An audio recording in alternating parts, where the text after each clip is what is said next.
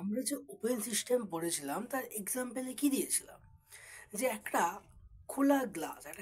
খোলা কাঁচের গ্লাস আমি নিয়েছি, সেই গ্লাসে গরম জল রয়েছে, আর ওই গরম জল হওয়ার জন্য ওখান থেকে বাষ্প উঠে যাচ্ছে, আর বাষ্প বেরিয়ে যাচ্ছে মানে সেই জলের যে ভর সেটা বেরিয়ে যাচ্ছে, আর জলটা তো ঠান্ডা হয়ে যাচ্ছে মানে উষ্ণতাও পরিবর্তন হচ্ছে। তার মানে সারাউন্ডিং এর সাথে উষ্ণতা আর ভর দুটোরই পরিবর্তন করছে।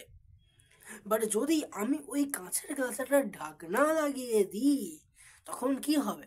তখন আর ওই জলটা বাষ্পীভূত হয়ে বাইরে যেতে পারবে না, ফলে ভরের কোনো পরিবর্তন হবে না, ভরের ভরের কোনো এক্সচেঞ্জ হবে না সারাউন্ডিং এর সাথে। বাট ওই যে কাঁচের গ্লাস, তার যে দেওয়াল থাকবে, সেই দেওয়াল আর সারাউন্ডিং এর মধ্যে টেম্পারেচারের একটা এক্সচেঞ্জ ঘটবে।